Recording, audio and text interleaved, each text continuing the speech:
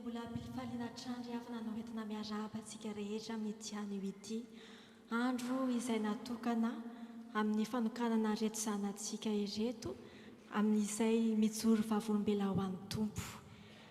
Ny lohahevitra izay hitondrantsika izao fotoana izao dia ny hoe ny fahasoavan'Andriamanitra dia mitondra fanavaozana sy fitomboana ho an'ny mino. Ho aminareo anie ny fahasoavana sy ny fiadanana avy amin'ilay ankehitriny sy taloha aroavy, avy amin'ny fanahy izay ho anoloan'ny seza fiandrianana ary avy amin'ny Jesosy Kristy, vavolombelona marina sy lahy matoa maty ary lehiben'ny mpanjaka amin'ny tany. Amen. Mipetraka amin'ny fiangonana.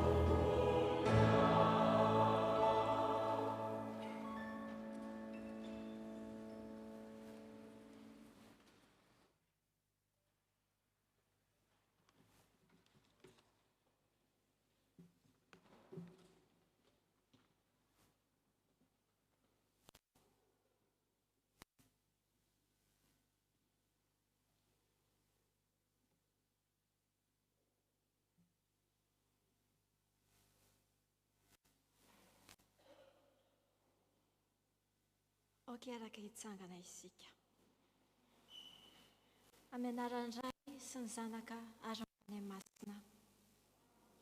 Dia ireo-tsika amin'ny fideranako ny salamo 430 ny adiny faharokatra amin'ny fahasivy no ataontsika ary tohizana amin'ny hira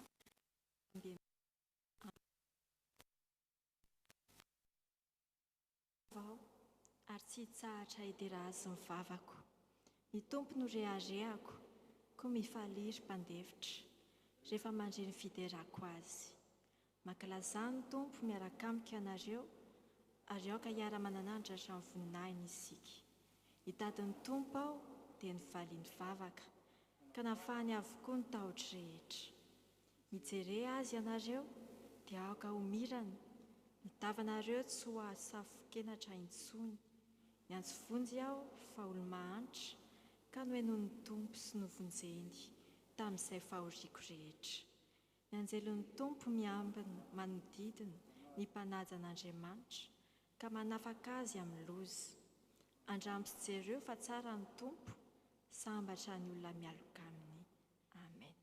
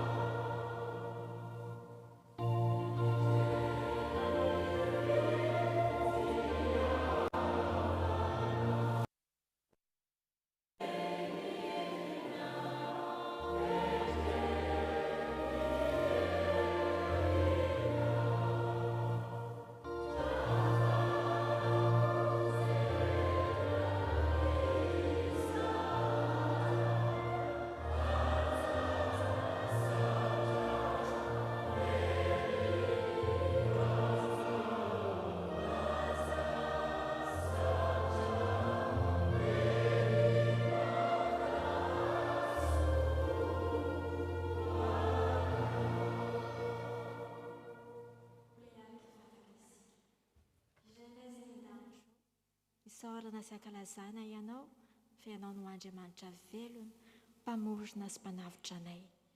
No ny fahasoavanao no niantsonao anay hiangona eto anatrehanao, ka dia faly izahay manantona anao amin'ny fofeny fiderana sy fankasitrahana.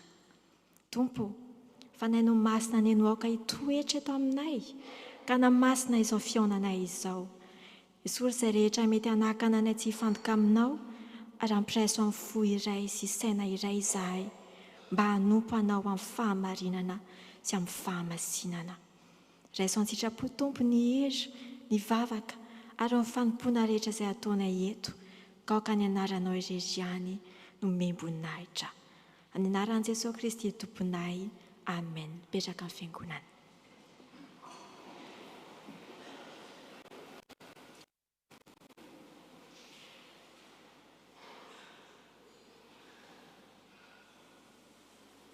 Ry hava-malala, na dia natsoan'Andriamanitra tamin'ny fahasoavana azy isika, dia mbola matetika lohantsika ka naraka izao tombavaka izao. Andriamanitra masina ny fonay sy ny fiainanay manontolo. Maro ny tsy nety nataonay teo anatrehanao, na tamin'ny eritreritra, na tamin'ny teny, na tamin'ny asa. Indraindray izahay no nanaraka ny sitraponay fa tsy ny sitraponao, ka niala tamin'ny lalana izay tianao izoranay. Rirainay io, matoky izahay fa lehibe no ny fahotanay ny famindraponao, no ny fahasoavanao izay mitondra fanavaozana sy fitomboana ho an'ny mino. Aza avela hitoetra amin'ny toetra taloha izahay, fa tareo hiverina aminao. Mifomibebaka marina sy fanay vonina ny nompo anao izahay, mba hivelomanay amin'ny fahamarinana sy amin'ny fankatoavana isan'andro. Miaraka amin'ny fiangonana, izainay be famindrapo, mitalao aminao zahay. Mamelana elokay, dio izay ampapahotana, sasao izay mafakelika, aravao izao fanainay mba voka nompo anao. Ny fitiavan'i Jesosy Kristy zanaka mpamonjy anay, mangatany aminao. Amen.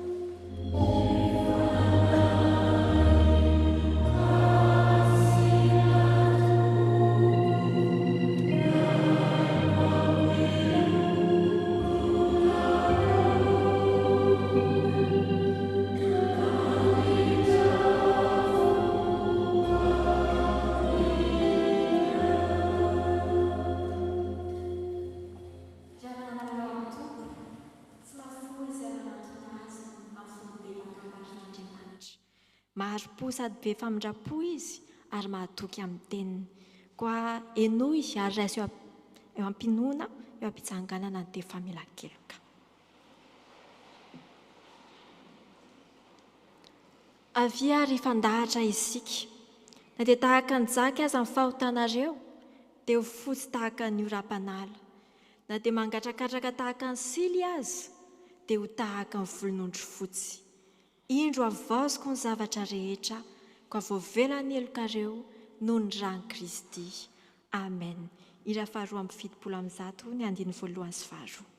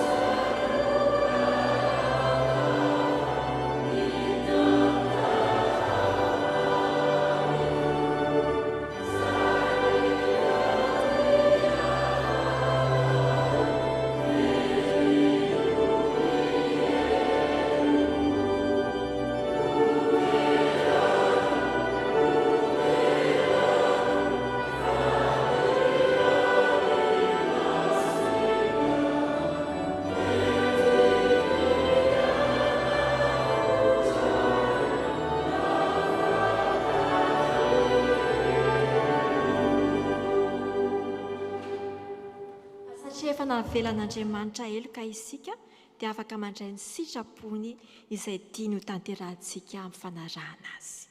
Ino ary ava-malala ny temanambara izany amintsika. Aza manao anao hoendry, matahoran'i Jehovah ka mivadiny ratsy. Aza mety ho resiny ratsy ianao, fa reseho amin'ny sony ratsy. Ko raha misy olona ao amin'ny Kristy, dia olom-baovao izy. Ny zavatra taloha efa lasa, indro efa tonga vaovao ny zavatra rehetra. Voninahitra ho any amin'ny avy indrindra ho an'Andriamanitra. Petraka amin'ny fiangonana.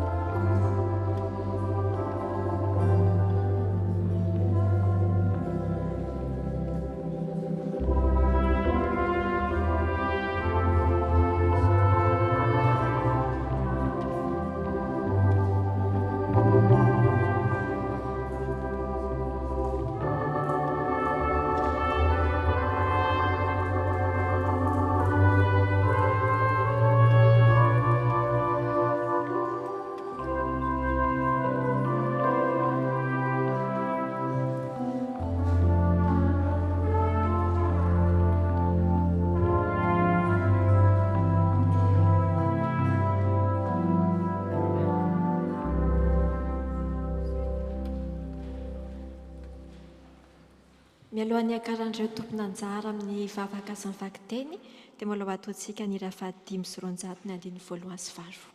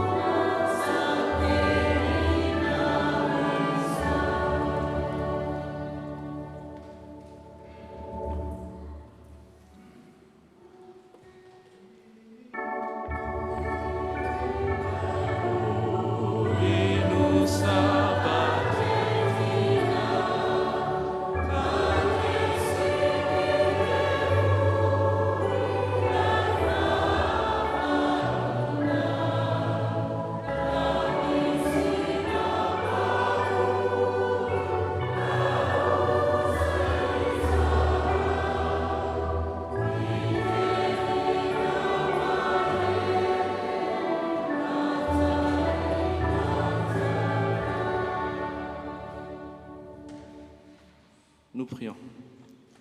Seigneur notre Dieu, merci parce que maintenant que tu nous as pardonné et purifié de tous nos péchés, tu nous permets de lire et recevoir ta parole.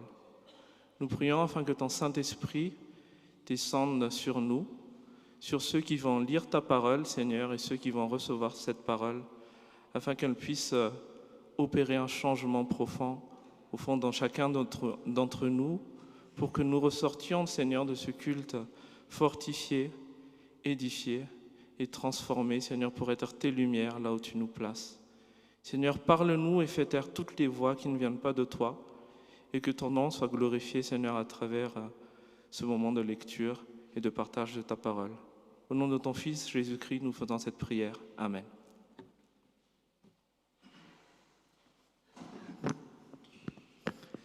Tombontsika mivaky teny eo amin'ny Isaia toko telo amby efapolo, andininy fahina amby folo ka hatramin'ny raiky amby roapolo. Izay mivaky toy izao amin'ny anaran'i Jesosy.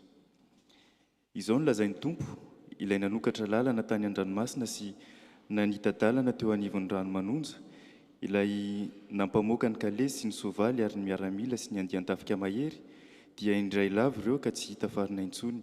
Sembotra ka maty toy ny lahin-jiro milofiky. Eny, izao no lazain'ny Tompo ankehitriny.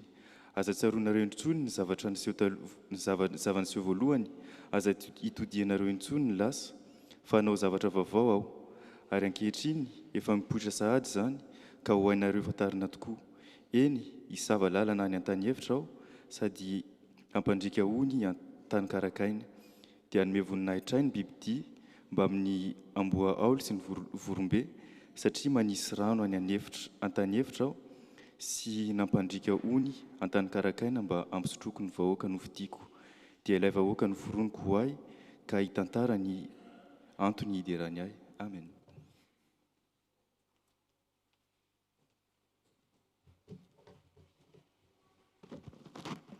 Mbola toizantsika amin'ny famakiana ny teny, izany dia hitantsika ao amin'ny epistily nosoratan'i Paoly ho an'ny Efesianina toko 7, andininy 14 ka hatramin'ny 17. Vakiana amin'ny tika teny iombonana. Noho izany no andolehako eo anatrehan'Andriamanitra iray, izay antom-pisian'ny fianakaviana rehetra ny an-danitra sy ety an-tany. Mangataka amin'Andriamanitra mba homena anareo araka ny hareny voninahiny, ny ho atanjahana fatratra ao anatinareo amin'ny herin'ny fanahiny. Ka toeran'i Kristy ao am-ponareo amin'ny finoana dia mahatra tsara sy ho mafiorina ny fitiavana ianareo. Mangataka amin'Andriamanitra aho ny aizanareo mba amin'ny vahoaka an'Andriamanitra rehetra, mahafantatra tsara ny fitiavan'i Kristy, dia izay sakany sy lavany arahaviny sy alaliny. engane ho fantatrareo tokoa ny fitiavan'i Kristy na dia tsy mety ho fantatra tanteraka naoviana azy izany mba hamenoana anareo ka hijiranareo amin'ny hafenoana rehetra ananan'Andriamanitra. Amen.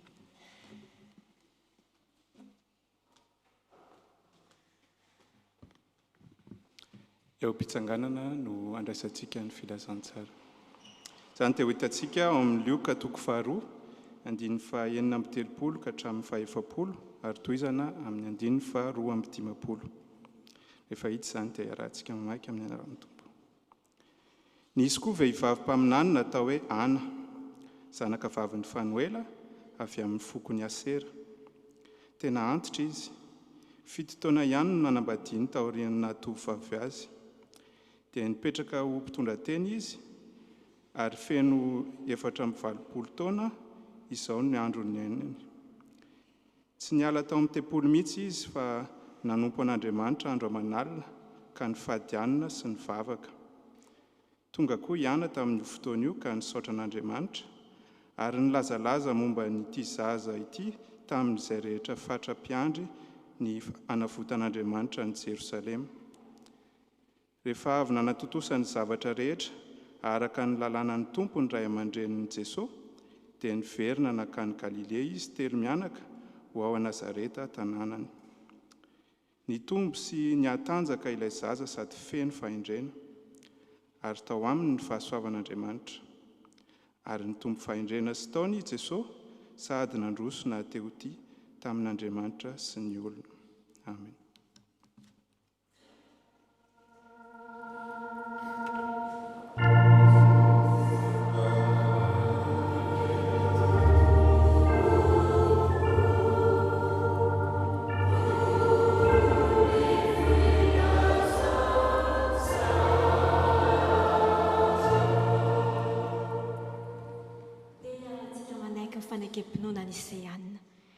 Isika mino an'Andriamanitra iray, Raitsotoa, mpanao ny lanitra sy ny tany, ary ny zavatra rehetra na ny hita na ny tsy hita. Ary an' Jesosy Kristy Tompo iray, izan'ilay tongan'Andriamanitra. Nateraka indray taramasao rehetra izao, mazava avy amin'ny mazava, Andriamanitra tokoa avy amin'Andriamanitra.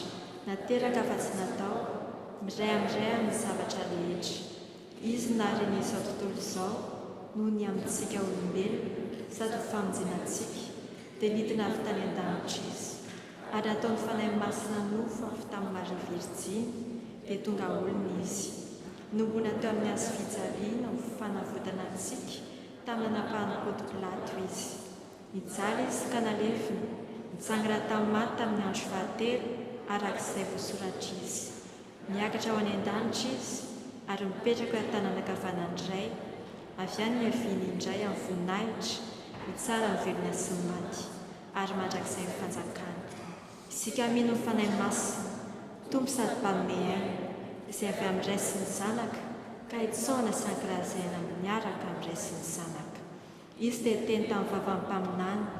Isika mino ny fiangonana iray, miorina amin'ny fanambaran'ny apôstôly ary manera an'izao tontolo izao.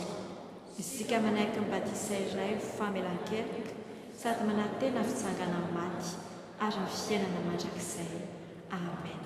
Ny 13 sy 14 minitra teo ihany. Oh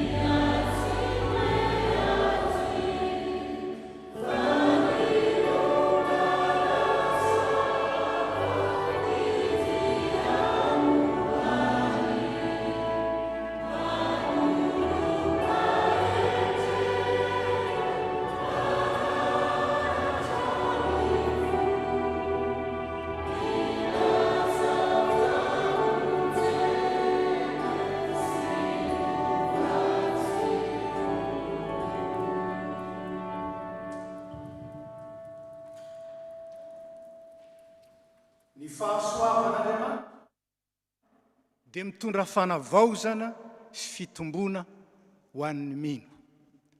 Izany indray no afatra raisika avy amin'ny tenin'Andriamanitra amin'ity alahady voalohany amin'ny volana Jolay 2024 ity. Ny fanahy mason'Andriamanitra hitari-dalana antsika, azontsika mandray izany fanavaozana izany sy mitombo amin'ny zavatra rehetra ho amin'ny Kristy izay loha. Amen. Mipetraka isika.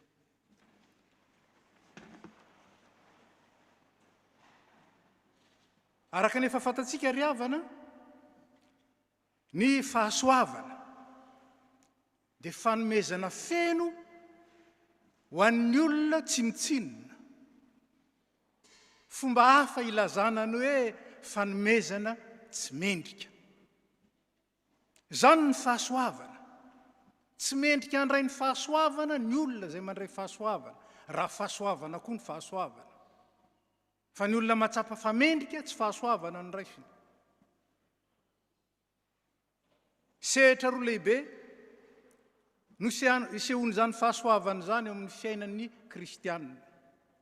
Voalohany, fahasoavana namonjenantsika maimaim-poana atao amin'i Jesosy Kristy, ka tsy avy amin'ny nataontsika, tsy avy amin'ny lasantsika, tsy avy amin'ny fiaviantsika, tsy avy amin'ny sarangantsika, tsy avy amin'ny mahisikantsika, fa fanomezana maimaim-poana omen'Andriamanitra, indrindra ho an'ny tsy mendrika. Raha matsiaro tsy mendrika ianao, dia anjaranao izany ny fahasoavana. Anjaranao ny fahasoavana raha matsiaro tsy mendrika ianao.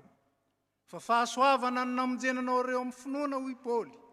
Tsy avy aminareo izany, fa fanomezana maimaim-poana avy amin'Andriamanitra, tsy amin'ny asa fandrao dia hisy irehare. Arovan'Andriamanitra amin'ny firehareana sika. Satria ny firehareana halan'Andriamanitra.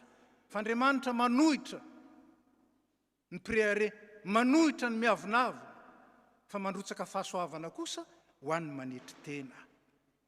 Ry havana, tsy maintsy ambara, ary ambara amin'ny hery rehetra, fa tiantsika Andriamanitra. Tia izao tontolo izao Andriamanitra, ary lehibe izany fitiavana izany. Tsisy fitiavana mihoatra noho izany. Izany no anambaran'ny soratra masina azy. Raha miandry antsika kosa manko, raha niandry antsika ny tompo, niandry antsika ho mendrika, dia angamba niandry teo fotsiny tsika. Fa mbola tsy ary akory isika. Mbola tsy hitan'Andriamanitra teo anatrehany sy teo anatsehantsika akory ny fahotantsika, dia efa maty noho ny fahotantsika Jesosy Kristy. Ny rahan'Andriamanitra eto amin'izao tontolo izao hitondra ao amin'ny tenany. Ny valiny tsy fahatanterahako sy ny tsy fahatanterahanao. Tsapantsika ve zany? Tsapantsika ve zany? Zany alalin'ny fitiavan'Andriamanitra zany. Zany aben'ny fitiavan'Andriamanitra zany. Zany ahavon'ny fitiavan'Andriamanitra zany. Ary nahatonga ny Paoly hiteny hoe mba ho takatrareo ny refin'ny fitiavan'i Kristy, dia ny sakany sy ny lavany ary ny avony sy ny alaliny. Wow! Ny fitiavan'Andriamanitra dans toutes ses dimensions. C'est ça que le Saint-Esprit veut que nous soyons conscients. Nous sommes sauvés par grâce. Non pas parce que nous le méritions, mais parce que Dieu nous aime. Il nous aime tellement qu'il a offert son Fils, qu'il l'a sacrifié pour que toi et moi, nous aurions le salut, que nous puissions hériter de la vie éternelle, que seuls ceux qui ont Dieu en eux le reçoivent. Alors, qu'est-ce que nous offrons au Seigneur en retour? Est-ce que nous restons des femmes et des hommes ingrats qui se satisfont de recevoir? Ou est-ce que nous sommes des chrétiens reconnaissants? Alors, si nous sommes reconnaissants, qu'est-ce que nous offrons?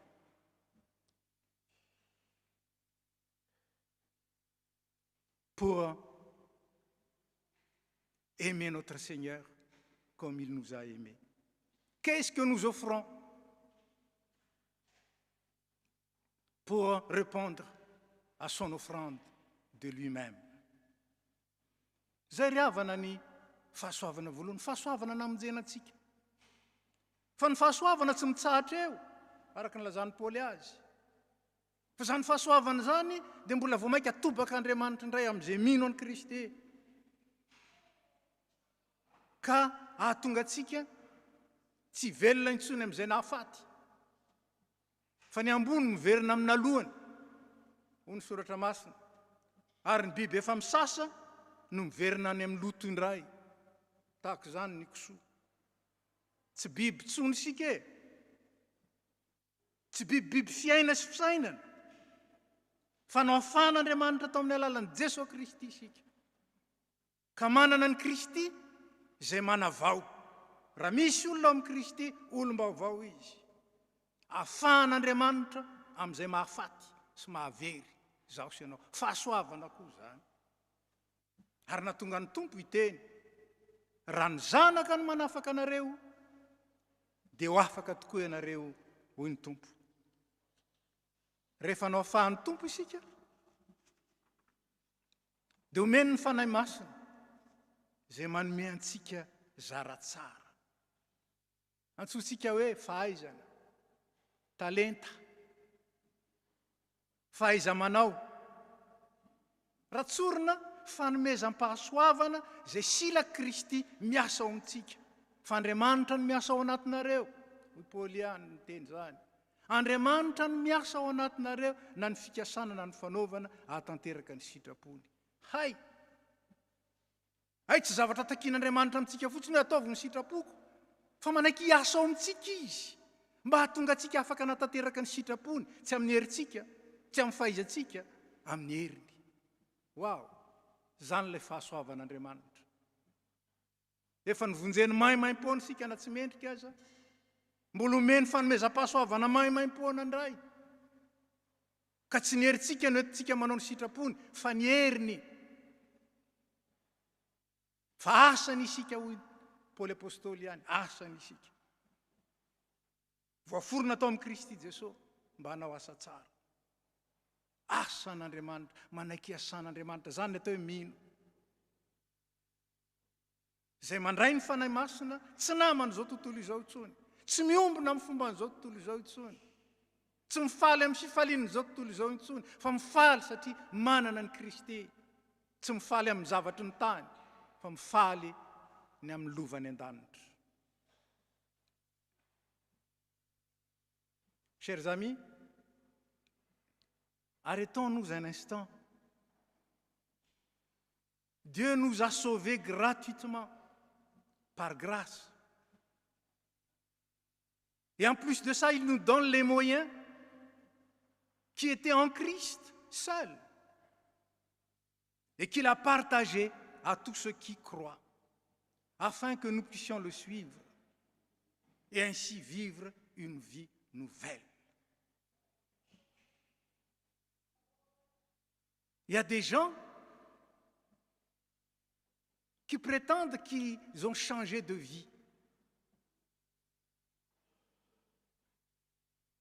Mais en Christ, c'est lui qui nous renouvelle. C'est en lui que nous vivons une vie nouvelle. Si quelqu'un est en Christ, il est une nouvelle créature. Tout ce qui est du monde est passé. Et voilà maintenant que je me dirige vers le royaume éternel de Dieu pour vivre une vie en abondance et pour hériter d'une vie éternelle. Telle est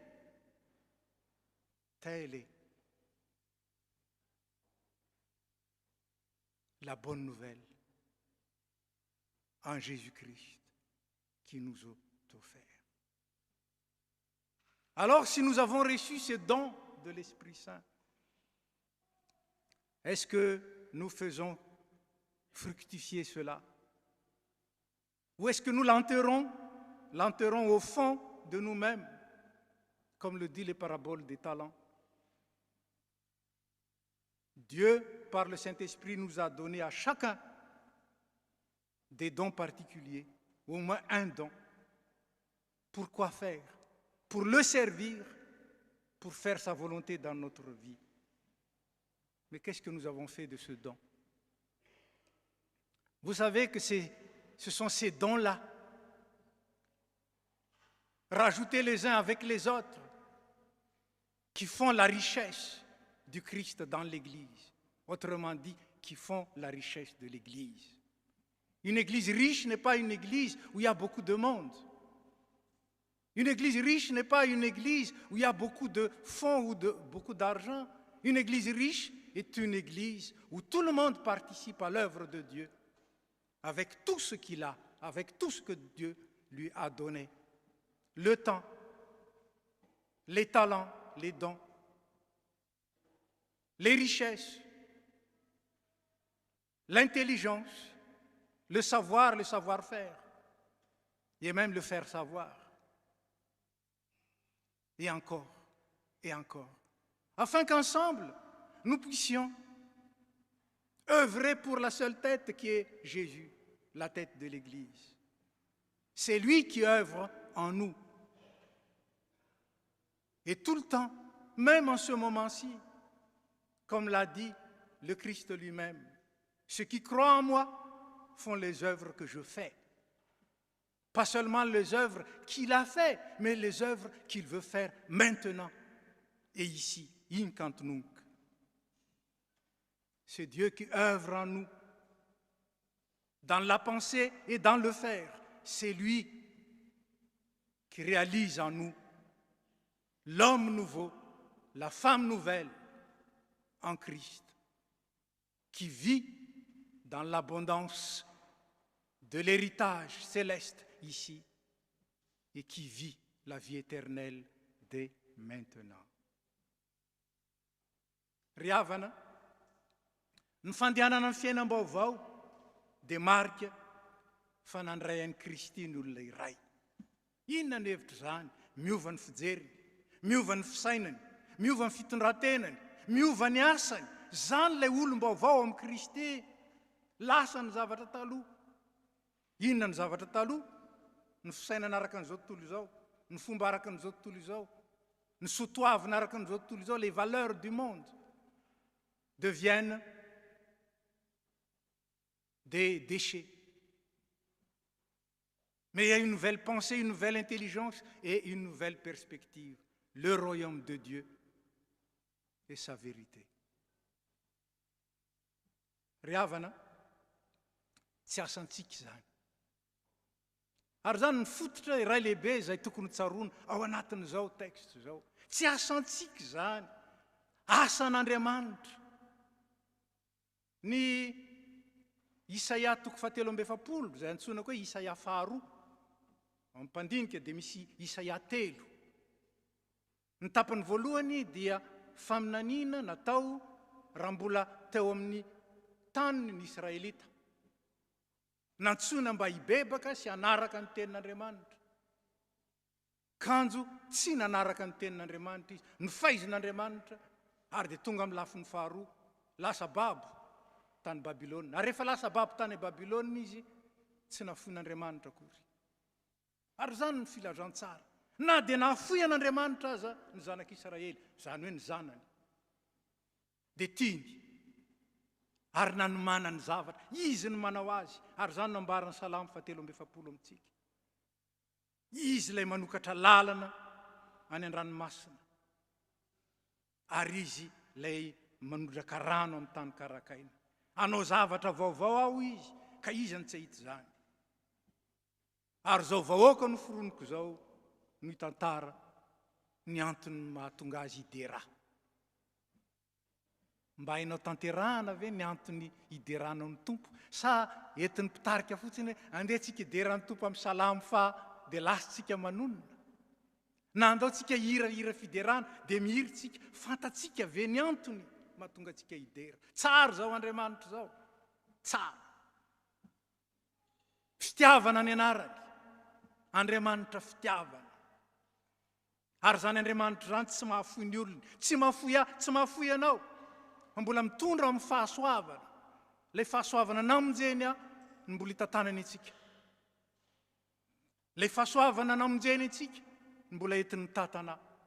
Tsy foana zany fahasoavana zany. Tiantsika ny tompo hoe inona no avalintsika amin'izany. Inona no avalintsika amin'izany. Tsotra. Tsotra raha nivaky teny zay narahantsika teo. Ny avaditsika izany, avy tompo. Iasao zahay. Ary miasa amin'ny fahasoavana nomenao. Mba hahatonga anay hiasa ny asanao, hahatonga anay hahavokatra. Ary zany ny fanontena tsy maintsy apetraka ny kristianina.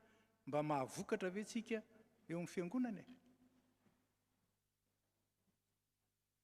Tena mba mahavokatra ve tsika eo amin'ny fiainana maha-kristianina?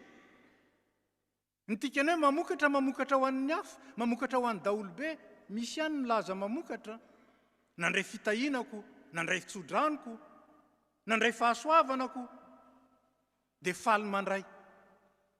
Nefa hoy ny tenin'Andriamanitra, mahasambatra kokoa no manome noho ny mandray. Wow! So dia dilan'ny fahasambarana ary tsika. So dia dilan'ny lalan'ny fahasambarana ary tsika. Ka tsy mahatakatra, fa ilay fahasoavan'Andriamanitra dia mitarika atsika sy tarihany antsika ho amin'ny fanavoazam-piainana. Tsy mikendry ny ahy intsony ahy, fa ny an'ny fanjakan'Andriamanitra sy ny amin'ny fahamarinany. Zany ilay fisainana vaovao, zany ilay fiainam-baovao. Ka hoy Paoly apôstôly, tsy za tsony ny velona, Kristy ny velona ato anatiko. Ka ny iainako ankehitriny, iainako amin'ny finoana azy, iainako amin'ny fankatoavana azy, iainako amin'ny fanarana ny teniny, iainako fanomezam-boninahitra ny ray amin'ny alalany. Ry havana, ny kristianina dia nantsoina mba hitombo. Ary ny lalan'ny fitombona izay ahazahoany, mandray ilay refin'ny Kristy sy ny fahatanterahan'ny Kristy araka izay lazain'ny teksta izay nivakitsika. Ny lalana mitondra ho amin'izany dia ny fanompoana ihany. Izay manompo amin'ny alalan'ny fanomezam-pahasoavana ihany no mitombo ao amin'ny maha-kristianina azy. Vakio tsara ny Efesianina 4:1-9. Ny tsy manompo kosa, ilay faly mandevina ilay talentana ananana, ilay tsy mampitombo izany ary miandro fotsiny, izay andovana n'ilay lanitra, vaovao sy tany vaovao, tsy mitombo. Ry havana, tsy avy hatrany akory-tsika dia mahatratra ny ohatra ny fahalehibiazan'ny Kristy, fa mitombo amin'izany sika. Ka ny fahasoavana nampy-fahasoavana, araka ny lazain'ny tompo amin'ny Jaona 1:9, fahasoavana nampy-fahasoavana, ary ny voninahitra ho amin'ny voninahitra, araka ny ambaran'ny Paoly amin'ny Korintianina 2:7, ireo nitombontsika ao amin'ny tompo, mba hanafatsika azy ka handraisantsika ny fahatanterahany. Ary zany no ambaran'ny Paoly, mba hitoeran'ny Kristy ao am-ponareo amin'ny finoana hoy izy, dia mahatra tsara sy mahafiorina amin'ny fitiavana ianareo, mahatratra sy mahatakatra tsara, ary mahafantatra ny refin'ny fitiavan'ny Kristy, izay hamenona anareo amin'ny fahafianoana rehetra ananan'Andriamanitra. Tsika nge teo tanteraka, fa indraindray diso lalana. Tsy ny lalan'ny fahatanterahana ny zorantsika amin'ny fahatanterahana, fa ny lalan'ny fizarazarana sy ny fitsitokotokoana, ny lalan'ny fiangarana sy ny fanilikilina ny hafa. Manjary zany, chers amis, Jésus nous a appris à ce qu'est le chemin de la vie. Le chemin de la vie en abondance et de la vie éternelle. Et cela passe par la connaissance. Et quand on dit connaissance, connaître veut dire vivre avec. Connaître l'amour du Christ, avec toute sa dimension ou toutes ses dimensions, sa hauteur, sa profondeur, sa largeur et sa longueur, afin que cet amour puisse nous rendre parfaits. Non pas parce que nous sommes parfaits, mais parce que le Seigneur œuvre en nous pour faire de nous des êtres parfaits à la mesure du Christ. Jusque-là, nous sommes appelés à servir. Comme le Christ a servi, l'exemple que le Christ nous a donné et que nous sommes appelés à être est un exemple de croissance dans tous les domaines. Comme lui, d'après notre lecture dans Luc 2, nous sommes appelés à cette croissance dans tous les domaines, c'est-à-dire les dimensions holistiques de l'homme. Intelligence, corps, esprit et amour. Sein, ten, fanai, arfu. Et pour cela, nous sommes appelés à être œuvrés, à être équipés par la parole de Dieu, afin que la parole de Dieu qui œuvre en nous fasse de nous, de chacun de nous, des serviteurs fidèles à l'exemple du Christ. Car c'est par la grâce que Dieu vous avait, c'est par la grâce de Dieu que vous avez été sauvés au moyen de la foi, a dit l'apôtre Paul. Ce salut ne vient pas de vous, il est don gratuit de Dieu. Il n'est pas le résultat de vos efforts, afin que personne ne peut s'enorgueillir. En effet, nous sommes l'œuvre de Dieu. Acceptez d'être l'œuvre de Dieu, façonnée par sa parole, façonnée par sa volonté, car il nous a créés en Christ, unis en Christ, pour que nous menions une vie riche en actions pleines de bonté, celle qu'il a préparée d'avance, afin que nous les pratiquions. Zany koa no afatra ho anareo telo mianadahy andro aly. Nanolo tena ianareo, ilay manolo tena efa nomeny tompo mahaimaim-poana dia mizara mahaimaim-poana. Fa fahasoavana namonjena anareo tamin'ny finoana, tsy avy aminareo zany, fa fanomezana mahaimaim-poana avy amin'Andriamanitra. Tsy avy amin'ny asa sao dia irehare ka atosika Andriamanitra, fa asany isika. Voaforona tao amin'i Jesosy Kristy mba hanao asa tsara, izay namboarin'Andriamanitra raha teo mba handehanantsika ho aminy. Zany ny antsoina anareo mpiampana tompona andraikitra eo amin'ny fiangonana, hanao asa tsara. Ary zany ny antsoina antsika koa mpandray ny fanasan'ny tompo, ho tompona andraikitra eo anivon'ny fiangonana, ka hanao asa tsara. Dia ny asa mifanaraka amin'ny sitrapon'Andriamanitra, izay fanamboariny raha teo mba handehanantsika isan'andro ho aminy. Ho azy eny ny voninahitra, ary ho amintsika rehetra kosa ny fahatanteran'ilay Andriamanitra hatramin'ny taloha indrindra ary ho mandrakizay. Amen. Raisy ny fitahiana.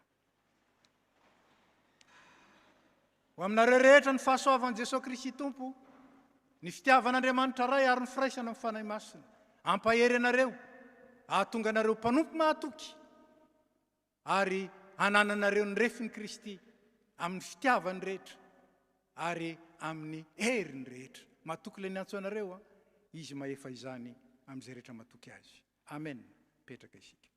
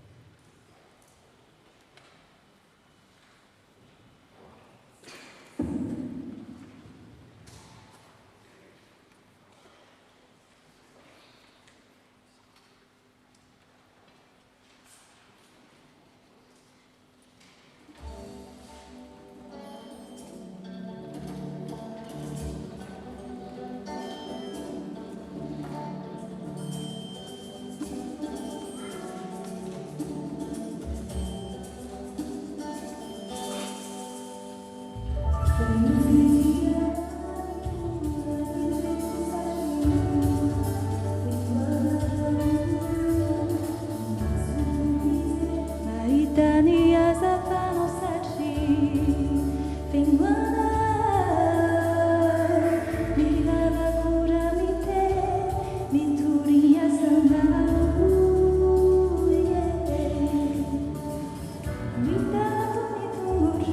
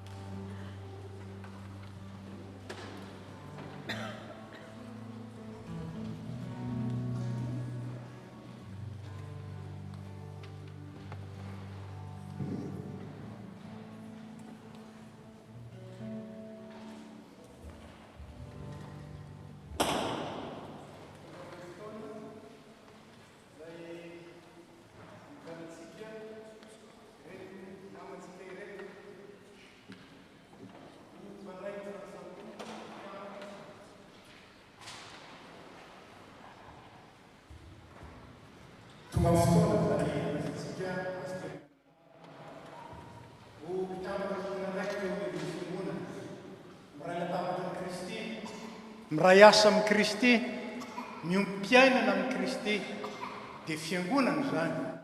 Ampatsiarovana tsara fa ny fiangonana vatan'i Kristy ety an-tany. Zany hoe Kristy no mibaiko ny fiainany, Kristy no mitantana ny fiainany, Kristy no miantoka ny fiainany ary zay ny fisehoan'ny firaisana eo amin'ny fiangonana sy Kristy. Noho ny fahasoavan'Andriamanitra sy ny fitondran'ny fiangonana ary dia fifaliana ho antsika anio ny mandray reto olombonjena ireto zay anampy ny tompo isan'andro ho isan'ny fiangonana. Vavolombelon'ny fanekeny reto olo reto ny antso sy ny fitiavan'ny tompo azy isika ary miombona amin'ny fahatsiarovana na vao indray koa ny antsona sy nandraisana antsika tsiraray avy ka nanaovantsika ny fanekena tsara teo mason'ny fiangonana ataoko fa mahatsiaro zany daty zany avokoa ny tsirairay zay eto. Aoka ary sika ampiray ny fontsika sy ny vavantsika amin'ny fandraisany reto avantsika reto mba ho isan'ny tenany Kristy ka iombona amin'ny fanasana masina. Mangataka na reto elomenaday tsangana dia mba handroso eto anoloana.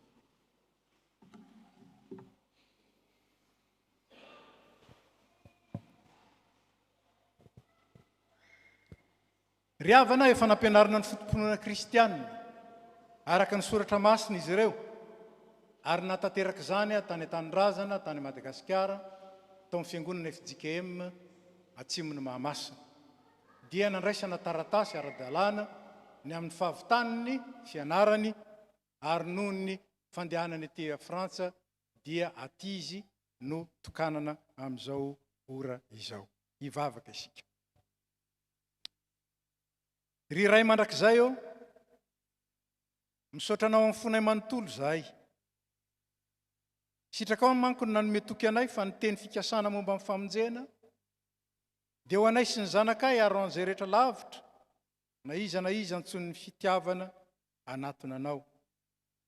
Andriamanitra tsara sy mahatoky ianao dia nino ny fanambaranao zahay. Teo amin'ny batisa dia nanokana ny zanakay ho anao zahay ka nangataka ny rotsahan'ny fahasoavanao aminy isan'andro. Hibeazany amin'ny fahatahorana anao ary indrindra amin'ny fanajananao sy ny fanomponanao. Nampianarana ny filazantsaranao izy ary niezaka izay na dia malemy aza mba hitarika azo amin'ny fiainana mandrakizay dia ny mahalalanao izay Andriamanitra tokana sady marina sy Jesosy Kristy izay efa nirahanao. Ankehitriny ary rehefa nandreny antsonao izy ka afaka hifidy ankalalana ny lalana izorany dia indro tonga eto anatrehanao mba hanambara ny finoany. Tompo, enory ny vavaka rehetra miarakatra ao aminao mba ho azy telo menadahy reto. Raisy koa izay rehetra anio ho amin'ny firaisana masina izay ao aminao Kristy Jesosy. Ko amin'ny anaranao le mpamonjy anay no angatahanay izany ary ho azy ene ary ho anao ray any an-danitra soan'ny fanahy masina ny tera sy ny laza ary ny voninahitra mandrakizay. Amen. Miara-manao ny hira fanampy ny 7:30 ny andinin'ny voalohany isika.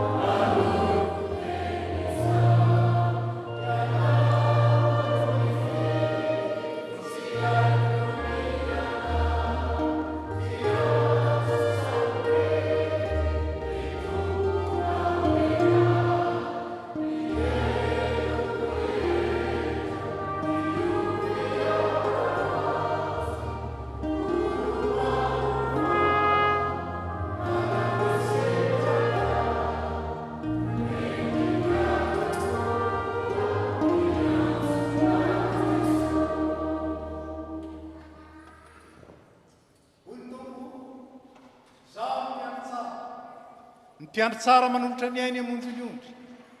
Raha misy olona ta hanaraka aoka izy andany tenany sy hitondra ny azo fijaliana ka hanaraka.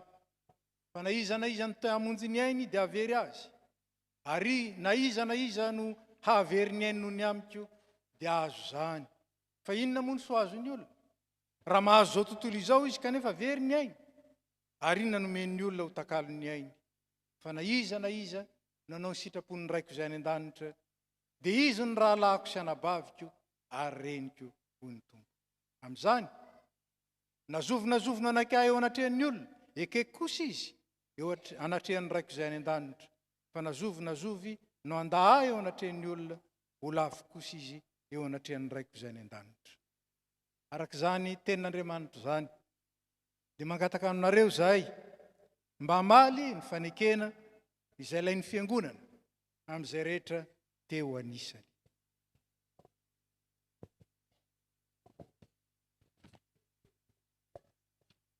Ianareo va mino an'Andriamanitra paharentsika sady raintsika any an-danitra, izay tiantsika ka nanome antsika an Jesosy Kristy zanalahy tokana, izay maty sy nitsangana tamin'ny maty ho famonjenantsika. Mino an Jesosy Kristy zanany izay nanome famelan-keloka sy fiainana mandrakizay ao amin'ny mpanota rehetra mibebaka va ianareo, ka manaiky azo tompo sy mpamonjy. Moa ianareo va manaiky ho an'ny tenanareo ny faneken'ny batisa, izay andraisanareo ny fanomezan'ny fanahy masina, ka izoranareo amin'ny lalan'ny fiainana kristianina, dia ny hotian'Andriamanitra sy ankatony sitrapony ary atsiaro fa ny vavaka sy ny famekinan'ny baiboly ary ny famonjena ny fanompom-pivavahana sy ny fanasana masina, zany no adidy sady tompontsony mino zany va ianareo.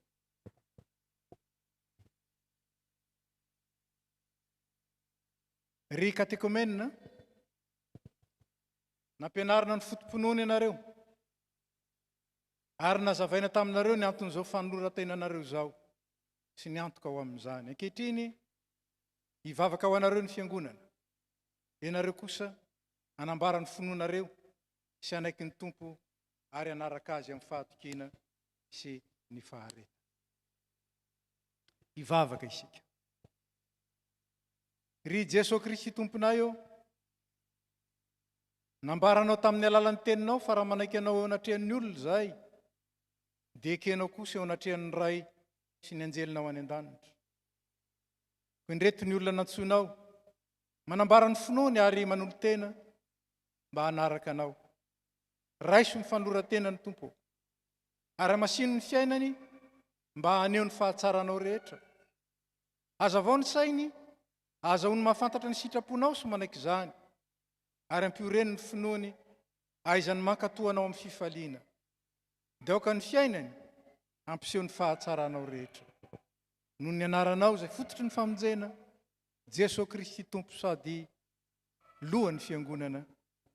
Amen.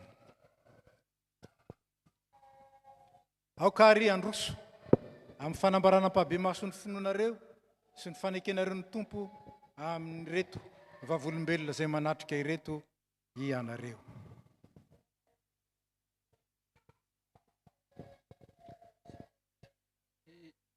Eto an'Andriamanitra sy ny fiangonana dia manaiky marina sy mino aho fa Jesosy ny tompo sy mpamonjy ahy, vao velany ny elo ary azoko ny famonjena, ekeko ny tio isamonjy azy, amin'ny foko rehetra ny fitarihan'ny fanahy masina ka azoto vavaka sy hamaky ny baiboly isan'andro, arak'izay azoko atao, hanao ny fitondranao amin'ny FPMA ary handaja ny hevitra tapaky ny komity sy ny fivorian'ny mpandray, ny herin'Andriamanitra ny ankinako ahatanterahako izany.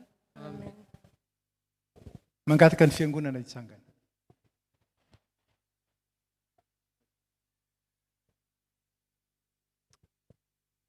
Arvony aina kristianina.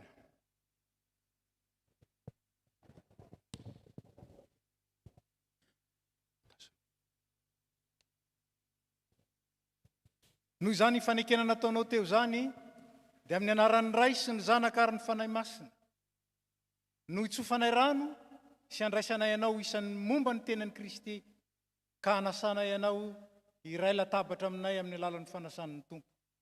Ary Andriamanitra ray sy to, izay niantso anao niala tamin'ny maizina ao amin'ny fahazavany magaga, izy no hatanteraka sy ampiorina ary ampitoetra anao. Amen. Nitsangana ary mahereza sy mahatanjah fa momba anao ny tompo.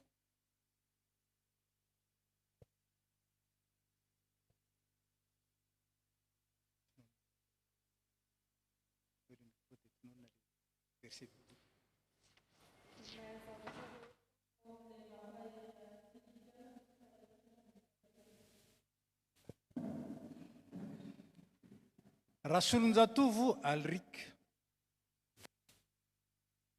Noho izany fenekena nataonao teo zany, dia amin'ny anaran'ny ray sy ny zanaka ary ny fanahy masina, nitsofanay rano sy andraisanay ianao isan'ny momba ny tenan'i Kristy, ka nasana ianao andray ny fanasan'ny tompo miaraka aminay ary andriamanitra ray tsy toy zay ny antso anao niala tamin'ny maizina ho amin'ny fahazavany magaga no atanteraka sy ampiorina ary ampitoetra anao amen. Mitsangana ary mahereza sy matanja momba anao ny tompo.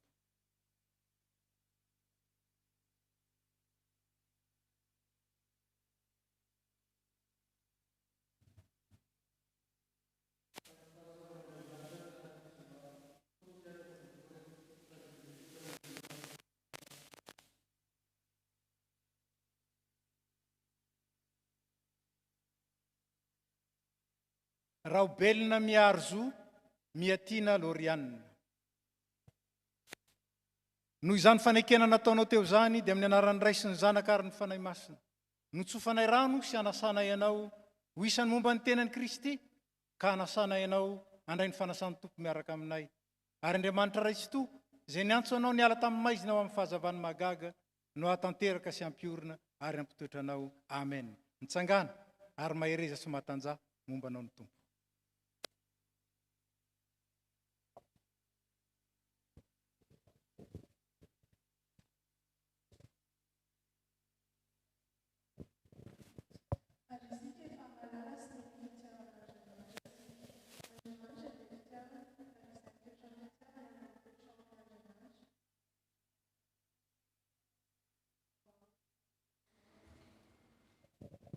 Mbola hiaraka hivavaka isika. Tompo Andriamanitro, misaotra anao izahay no ity ora izay nomenao iainanay eto anatrehana ity. Apetraka eo an-tananao raha eo ireto mpanomponao ireto, izay vao avy nanamafy ampahibe maso ny fanekeny taminao. Ianao ry Andriamanitro no niantso azy, koa namaly izany antsonao izany izy ireo. Tahino fanapa-keviny toetra amin'ny fahatokinanao, ka mba omeo azy ny hery aharetany amin'izany no ny fanahinao masina. Ianao ihany no aoka hanomana azy, hanantona ny latabatra ao masina sy hampiditra azy amin'ny firaisana amin'ny zanakao. Ataovy marina ny fibebahany, matanjaka amin'ny finoany, tsy azozongozona ny fanantenany ary mahery ny fitiavany. Aoka hifikitra mafy amin'ny marina izay mahavonjy izy, ka izy hiasa lalandava mba hitombony amin'ny fahalalana izany. Ary izay hony amin'ny kery mandrakariva eo anatrehan'izao tontolo izao, vavolombelona amin'ny teniny sy amin'ny asany. Vavaka aminao ihany koa izahay Tompo, mba omeo anay rehetra ny androso hatrany eo amin'ny fiainan'ny kristianina, mibanjina amin'ny fanjakana mandrakizay efa nampanantenanao ho anay zanakao. Eno izahay rainay famindrabo fa amin'ny anaran'i Jesosy Kristy zanakao malalanao, izay mpamonjy anay nentinay mivavaka aminao. Amen.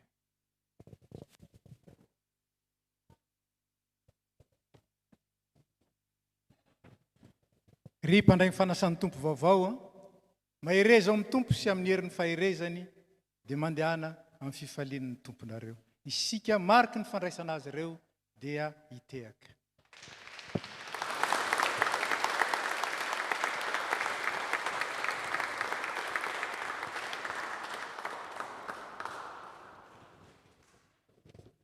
Nametraka ihany koa afatra ho an'ny fiangonana izy telo menada. Mariana moa fa izy menada voalohany dia eto amin'ny fiangonantsika. Fa ny fahatelo kosa dia avy any Marseille izy. Maromarina koa ny ainga avy any Madagasikara izy, any Marseille izy ny mianatra, kanefa dia nahazo taratasy avy amin'ny pasteur Jeannot avy any Marseille, izay nanome lalana ny ahafahana mandray azy eto amintsika miaraka amin'ireto cousin sy cousine ireto. Noho izao fotoan-dehibe nahazoanay telo menada ny fahasoavana be izao, dia manolotra rakim-pisaorana izahay ho an'ny mpitandrina sy ho an'ny fiangonana dia ho an'Andriamanitra irery ny voninahitra. Misaotra anareo telo menada ny fiangonana manontolo.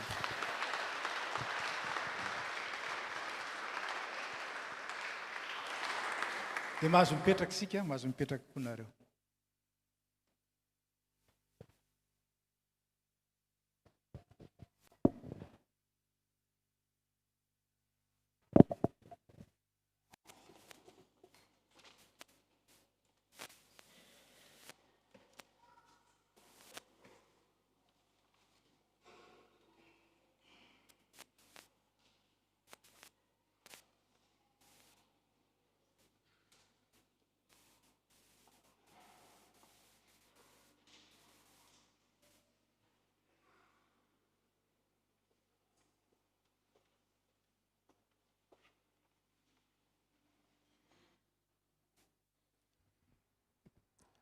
tonga amin'ny fotoana izay anasan'ny tompo atsika iray latabatra aminy isika.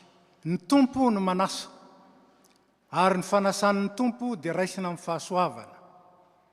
Ny fandraisan'izany fahasoavana zany dia amin'ny fahatserovantena ho kely sy bitika, tsy mendrika, kanefa kosa sandratry ny tompo iombomboninahitra aminy dia eo amin'izany no etsika manatona izao latabatra masina izao.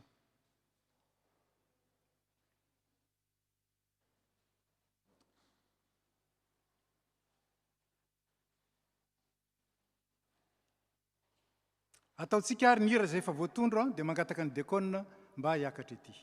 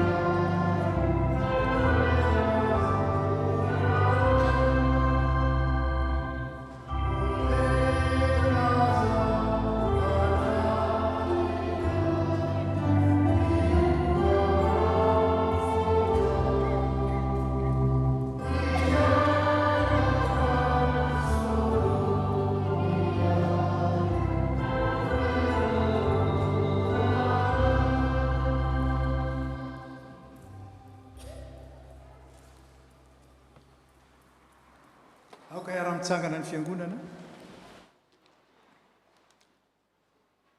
Ho aminareo ny fiadanan'ny tompo, aoka izara zany fiadanana zany amin'ny akaikitsika isika.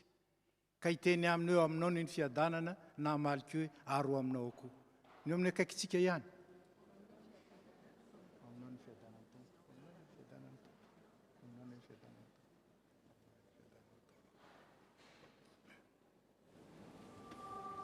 Asandrato ny fonare ho eo amene tompo.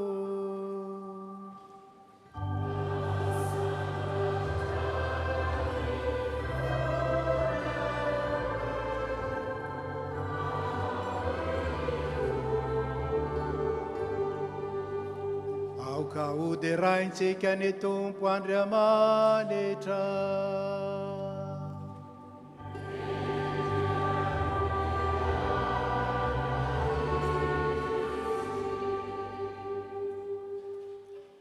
Entiko tompo ray masina Andriamanitra mandrakizay mahefa ny zavatra rehetra.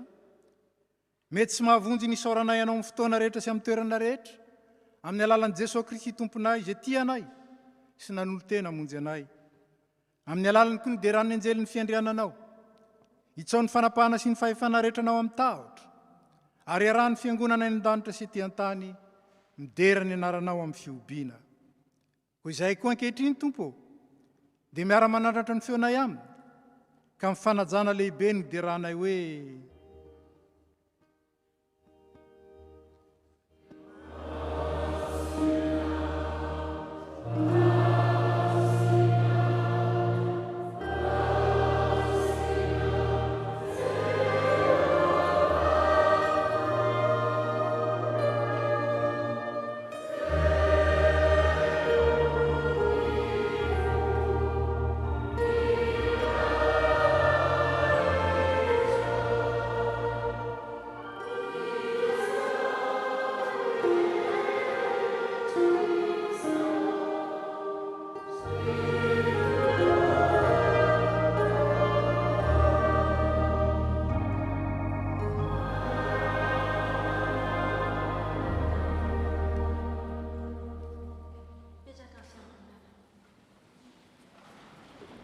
Ry Kristianina malala, aoka isika atsiaro an Jesosy Kristy izay maty ny solantsika sy nitsangana ho fanamarinana antsika, dia fanatim-piavahana nanatolotr'Andriamanitra antsika izany ary aoka isika hiara-misaotra sy hivavaka.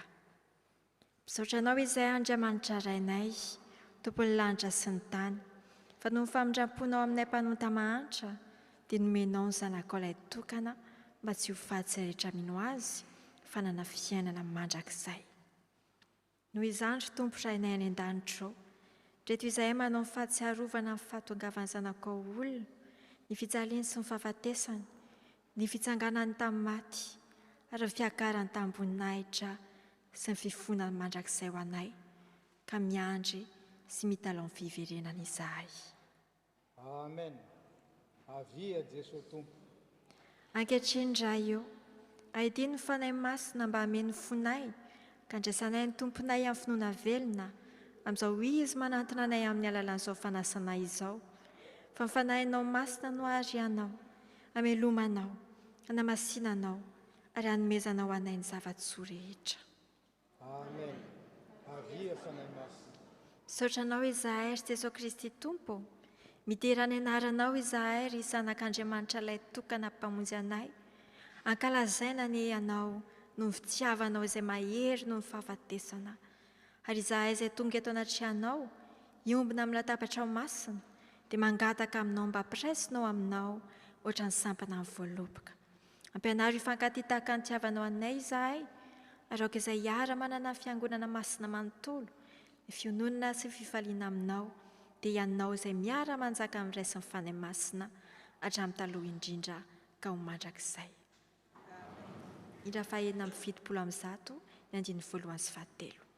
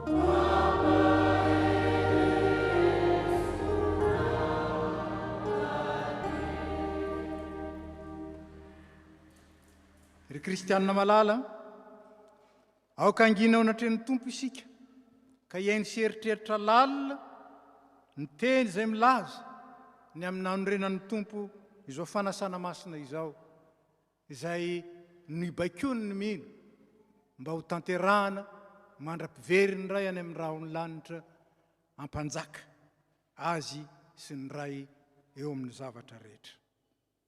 Jesosy Kristy Tompontsika tamin'iny alina izay namadiana azy dia nandray mofo.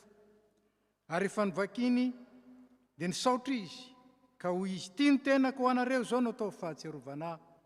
Dia araka izany koa ny kapoaka rehefa ninana dia hoy izy, ity kapoaka ity nilay fanekena vaovao amin'ny rako, zao no atao fahatsiarovana na oviana no misotro ianareo.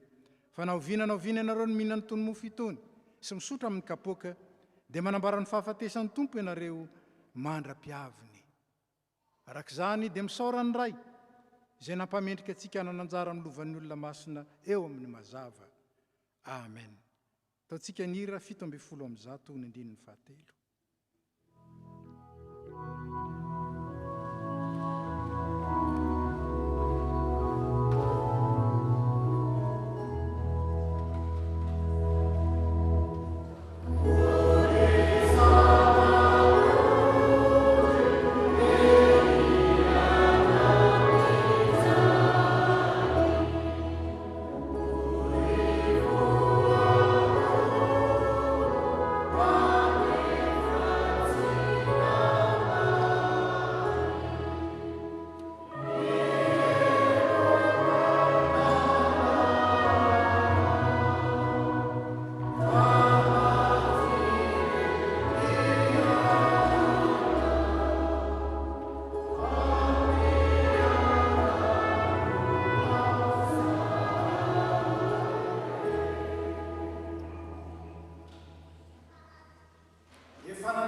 mahay mahazanak'Andriamanitra atsika isika.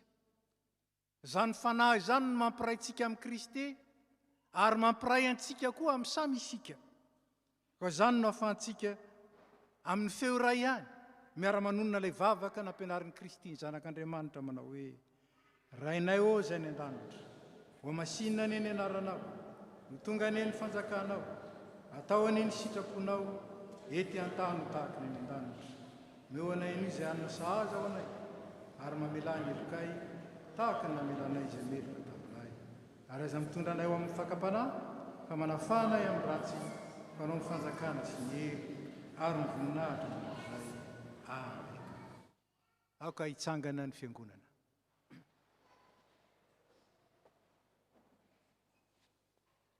Ny mofo izay vakitsika dia firaisana amin'ny tenan'i Kristy tompontsika izay omena ho antsika.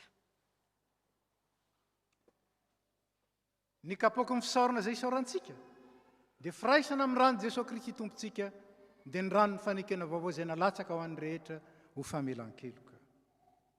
Hoy ny Tompo, avy fa efa voavoatra avokoa izao ny zavatra rehetra, ka dia mahazo mipetraka ny tsy mparay fanasan'ny Tompo. Ary eto am-piandohana moa araka ny fanaontsika diso telo mianadaza vao nitokanana androany no izarana ny mofo sy ny kapoaka voalohany dia avy eo isika rehetra. Ao ny mpanantanterahana an'izany dia ataontsika ny hira 450. Amen.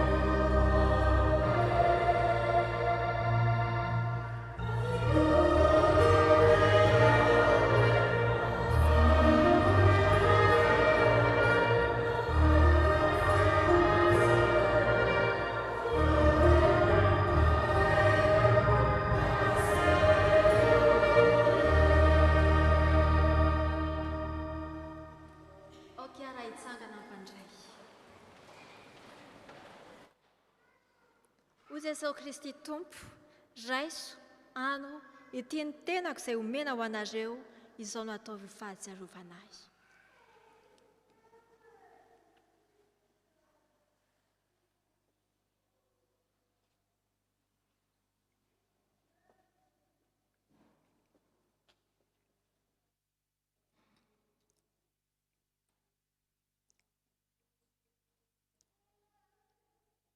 Hoy koa Jesosy Kristy Tompo, sotroinareo rehetra ity fa ity no rako, dia ny amin'ny fanekena vaovao izay alatsaka ho an'ny rehetra ho famelan-keloka, izao no ataovy ho fahatsiarovana.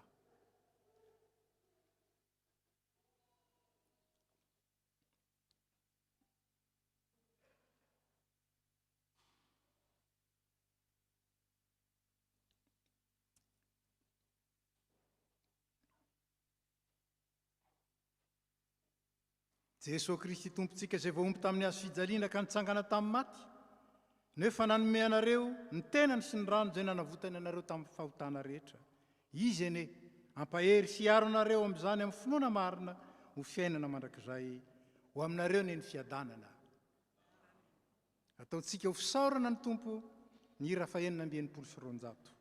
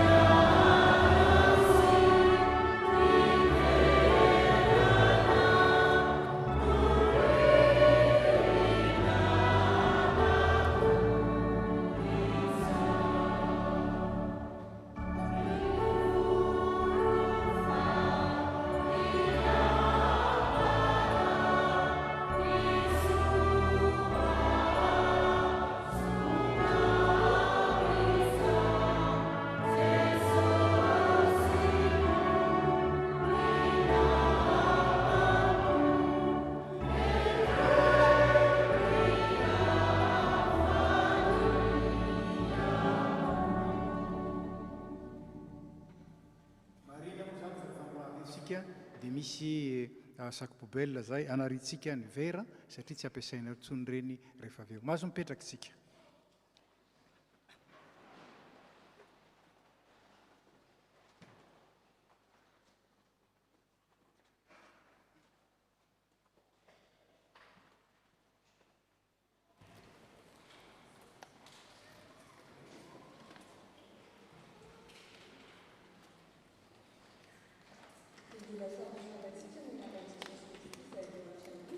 ty tompony asa.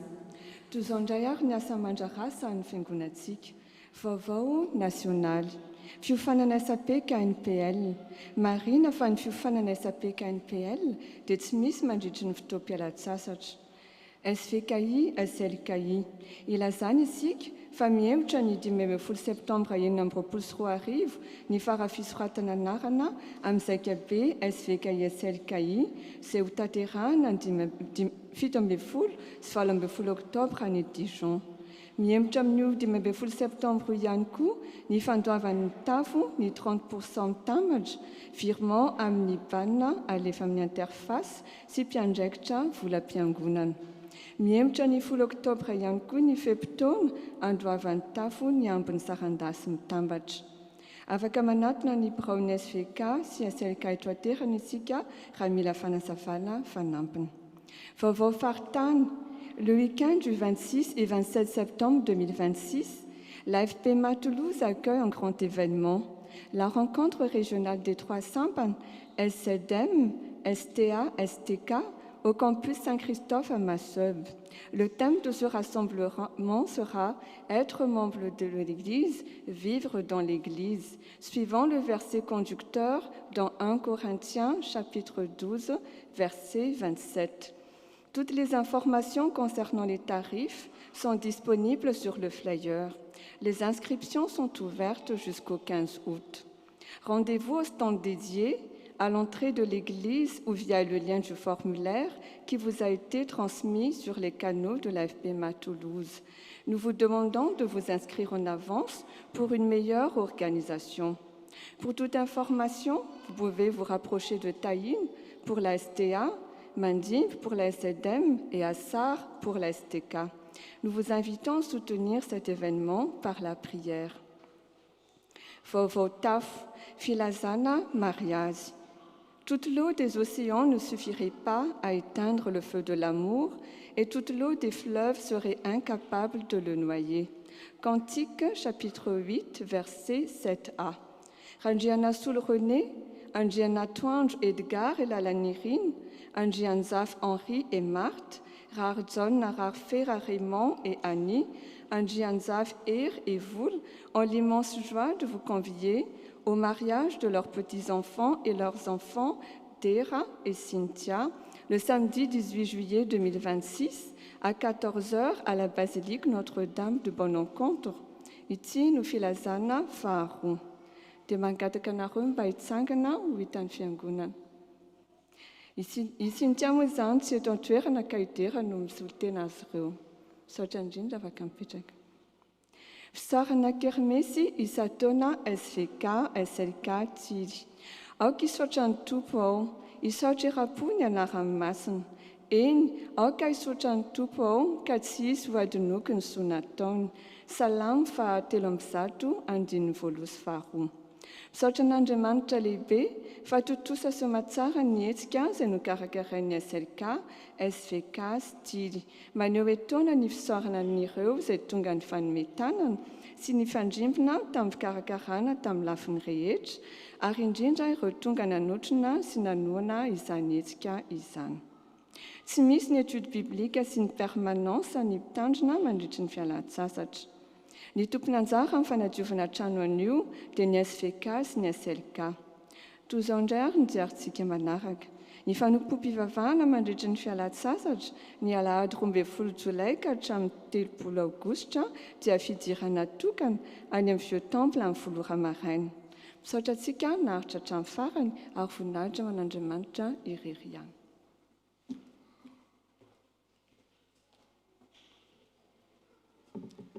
Manatitra ny fiarabanantsika ary araka ny fanaontsika dia miaraba manokana ireo vahiny izay sendra mandalo na koa tonga onina isika ka manatrika izao fotoana izao. Ka raha misy amintsika ao anatin'izany angatahana mba hitsangana tompoko arabaina amin'ny anaran'ny fiangonana ary tsofondrano amin'ny anaran'ny tompo. Dia fifaliana ho anay ny mandray anao. Tonga soa eto amin'ny tafo Toulouse ary indrindra miaraka aminay eto ny tavan'ny rahalahy no mandranitra ny tavan'ny rahalahy ka dia ny fanahinao ny fonao ny vavanao izay niara-ny hira sy niara-niainy ny tenin'Andriamanitra teto dia hery lehibe ho anay. Ka dia mitsodrano anao zay ny tompo ny fahasoavana ane omba hitay anao ary hatanteraka soa ny antony natongavanao eto ary tsarovy fa nao vinanao mandalo eto dia misy toerana ho anao eto amin'ny FP Matolozy ary manararoatra mampamangy amin'ny zanaky ny FP Matolozy rehetra any amin'izay mbola misy anao any dia misaotra indrindra makasitraka tompoko mahazo mipetraka ianao. Fanaontsika koa amin'ny alady voalohany takan'izao miarahaba manokana ireo zokiolona izay natratra ny tsingeritaona naterahany tamin'ny volana Jona iny. Misy maromaro izy ireo na dia vitsy ihany aza no afaka ka ho an'izay afaka dia mangataka anareo mba hitsangana. Dia Andriamatoa sy Ramatoa isany, Andriamampianina Désiré, tsy eto izy moa zany fa any amin'ny région parisienne, Ramatoa Andremifidy Pascal Colombe. Raha eo ianao dia mba mitsangana azafady. Ramatoa Rabe Mananjara Louisette. Tsy eo koa. Andriamatoa Ravontsisoa Rémy. Andriamatoa Zafiny Manana Manitra. Antsika moa fa efa période ny fialan-tsasatra zao dia mety efa lasa ny ala sasatra. Antsika koa fa nizokintsika efa 70 taona mihoatra dia mila n'izany indrindra. Na izany aza dia hivavaka ho azy ireo isika hivavaka isika.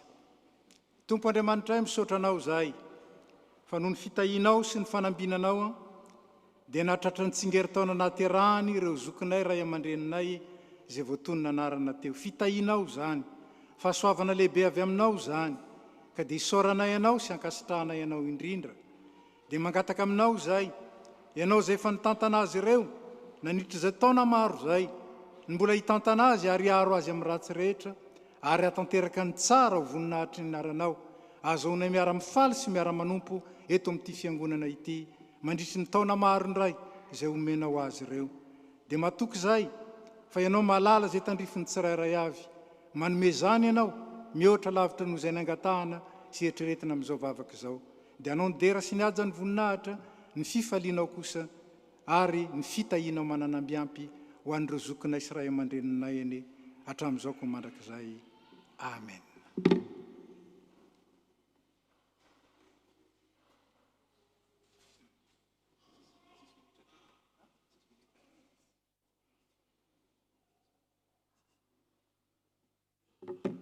Tonga amin'ny fotoanany minitra ny jobilitsika fanentanana ihany mialohan'ny fialan-tsasatra satria zava-dehibe no mialantsika amin'ny fidirana.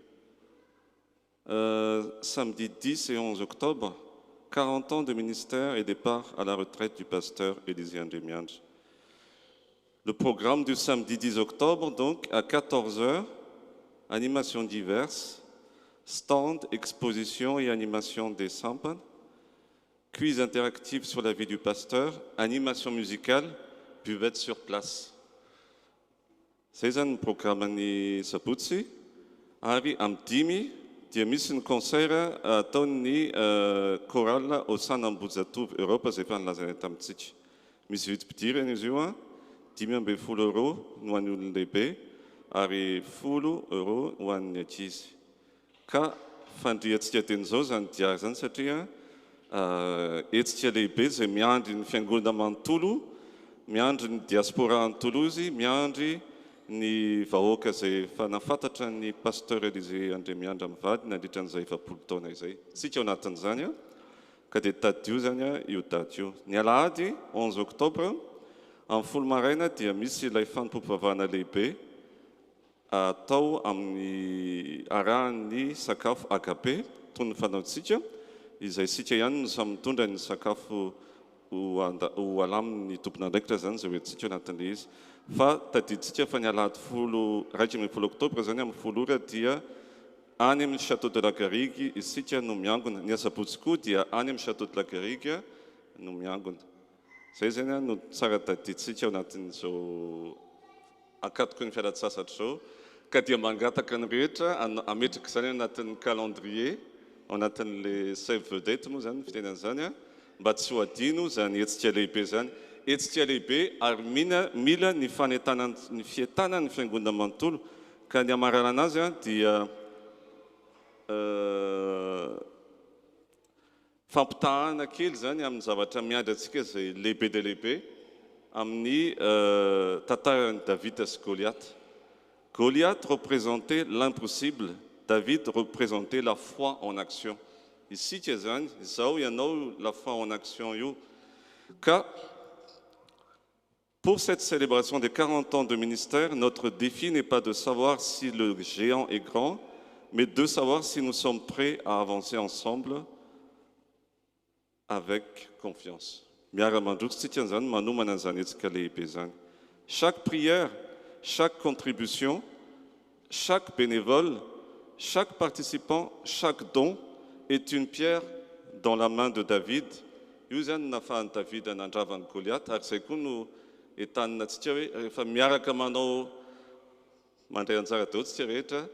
Dia maivana ilay fotoana lehibe izay eritreretra mety avesatra noho ny alebiazan'ny zavatra ataontsika dia ho tanteraka soamantsara ny faniriana amin'ny 10 sy 11 octobre. Et avec l'aide de Dieu, ce qui semble aujourd'hui immense deviendra demain un témoignage de reconnaissance, d'honneur et de victoire. Zavatra telo zany no angatahany tompo amintsika. Unité égale force. Participation égale garantie de notre réussite. Dieu égale source de notre victoire. Dia engane ka hotsarotsika teny zao zany adidy lehibe miandratsika zany. Aza miandry farany. Voaketsinareo dia efa misy an'ilay QR code amin'ilay tsangam-bato. Mazotoa, raiso le QR code, alefaso ny zavatra fotsika ao anatin'izany tsangam-bato zany. Ary manomboka teny zao dia ho alefan'ny tompony andraikitra kelikely amintsika ny zavatra angatahana amintsika menakavy ka dia mino fa ny fanahy masina no ampahery antsika ao anatin'izany ary dia ao anatin'izany koa dia mirary fialan-tsasatra feno ho antsika amin'izao fotoana izao. Ho an'Andriamanitra ny voninahitra. Amen.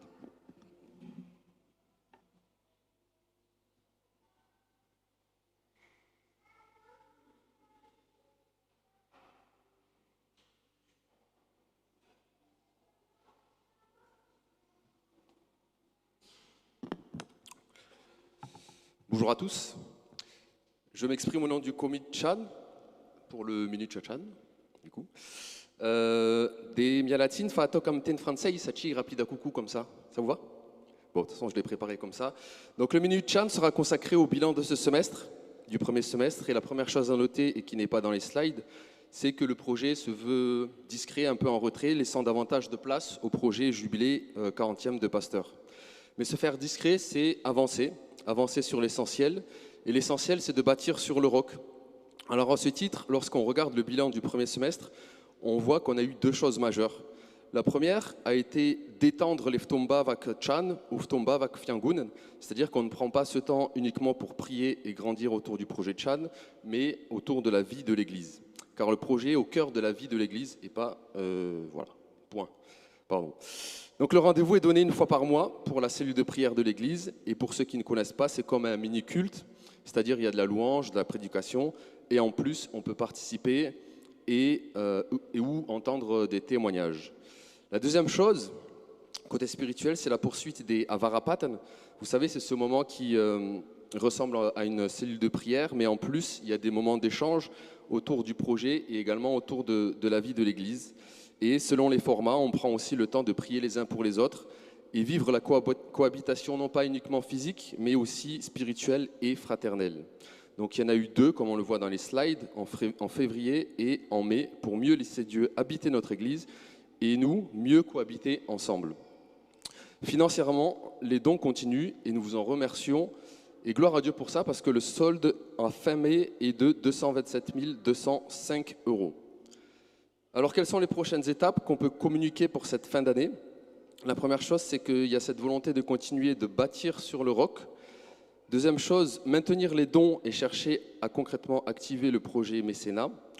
Troisième, c'est structurer la partie investigation et juridique, c'est-à-dire mieux connaître le statut des recherches et analyser les différents moyens de financement du projet.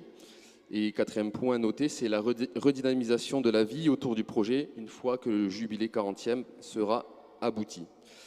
Niveau finances, on maintient l'objectif de faire plus de 35 000 € cette année, donc atteindre un solde de environ 254 000 € d'ici la fin d'année. Point de vigilance quand même pour cette période estivale. Nous devons continuer à poursuivre les efforts, notamment les efforts spirituels. Et dernière chose, rappelons-nous que le projet n'est pas une finalité, mais un chemin. Le chemin pour notamment mettre en pratique ce qu'on a reçu aujourd'hui à travers le Tourtein.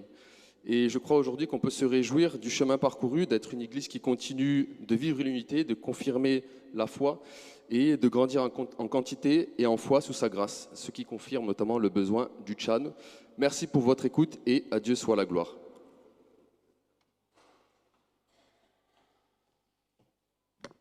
Dia isika riavana na fanoloran-tenantsika amin'ny alalan'ny fanatitra ka ny raha fafito amin'ny sy telonjato no ataontsika mandritra izany dia tsarovo moa fa misy afaka atao manefizany amin'ny alalan'ny carte bancaire ho an'izay tsy nanomana espèce.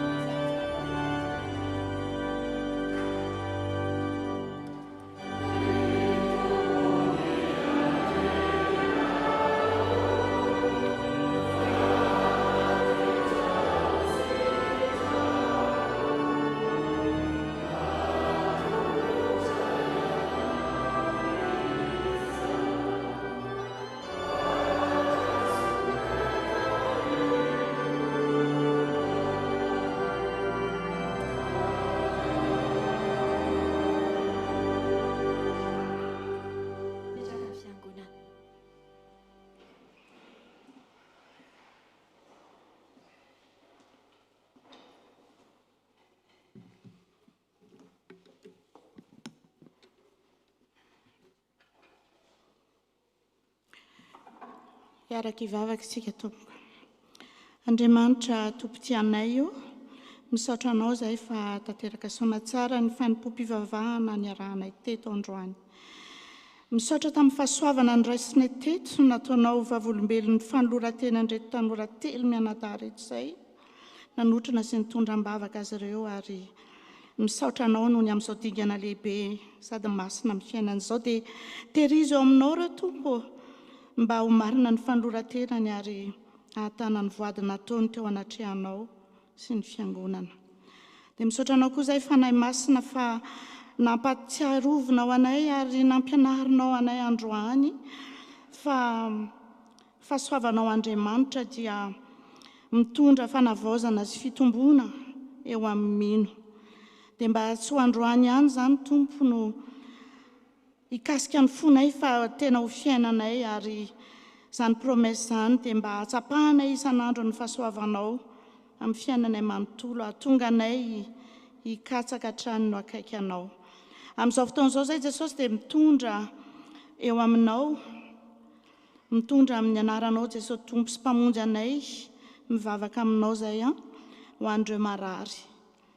Hitanao reny anatery fanasitranana tompo na ny marary ara-nofo na ny ara-panahy ireo rehetra manana ratram-poko.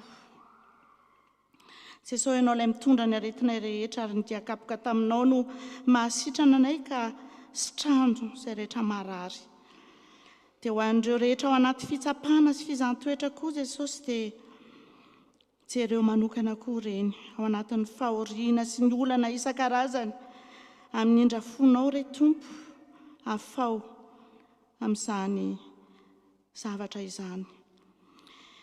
Mivavaka ho an'ny fiangonana sy ny asan'izay, tsaronay manokana amin'izany ny viana lehibe ho an'ny fiangonana FPMA mba hanana ny tafo FPMA rehetra mpitandrina matianina ka dia hoetsehanao izay vahoakanao mba hiasa mikery amin'ny fanomponanao ahatanteraka izany viana lehibe izany mba hampitomboana ny ambandan'ny fanjakanao.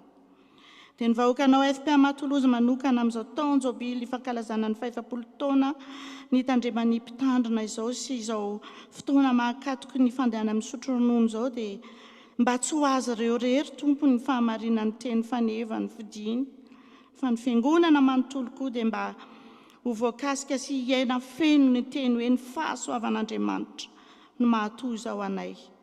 Dia matsiaro ny asan'ny fiangonana izay ny vinatra ny fiangonana no lazaina teo, ny asa ny sampana rehetra, mivavaka izay misaotra anao tamin'ny fahatanterahan'ny Assemblée Générale ny STK ary mametraka eo aminao izay tompo ny fodin'ireo tanora mahazo ny fonenany arovy amin'ny loza rehetra izy ireny eny an-dalana eny ho tody soa ny tokantrano tsirairay avy.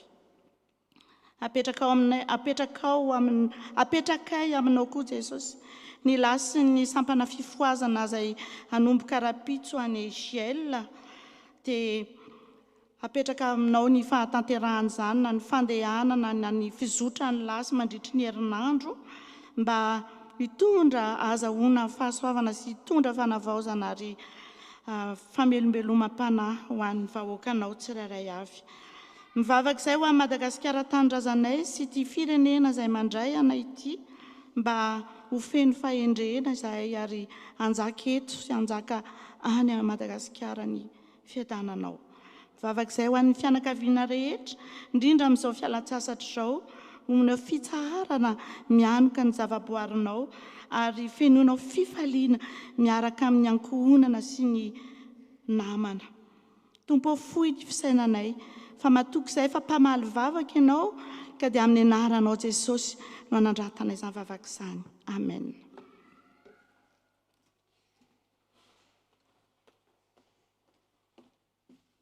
Dia misaotra an'Andriamanitra isika riavana fahatanteraka soamantsara izao fanompona masina izao. Marihana moa izany fa rehefa vita izao fotoana izao dia mitandrina sisy telo mianadahy izay mpandray vaovao no hivoaka aloha ary arabaina eria aoriana iry. Hiaraka hitsangana isika ka ny hira faha 5:7 ny andiny voalohany no ataontsika mialohan'ny havatra sy ny tsotra.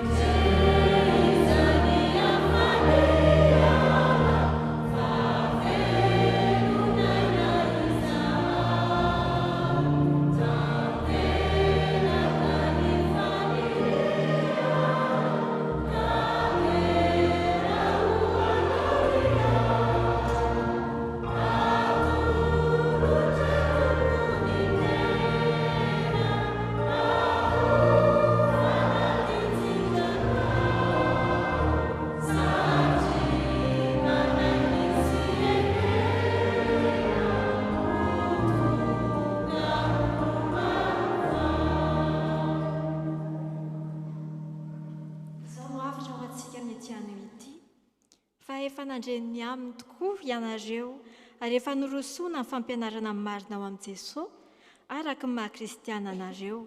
Noho izany, aoka iaranareo ny toetrareo taloha izay nifandray tamin'ny fitondrantenanareo fahiny dia ilay toetra miasimba noho ny fitaky ny filandratsy ary aoka ho avaozina tanteraka ny fanahinareo sy ny sainareo ary aoka ianareo hitafy ny toetra vaovao dia ilay toetra no ariana araka an'Andriamanitra.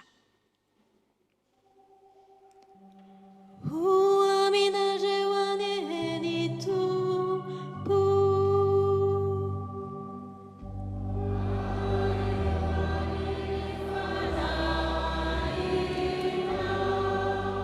hitai anareo aneny Tompo, ka hiaro anareo, ampamirapiratra ny tavany aminareo aneny Tompo, ka hiantra anareo, anandratra ny tavany aminareo aneny Tompo, ka hanome anareo fiatanana.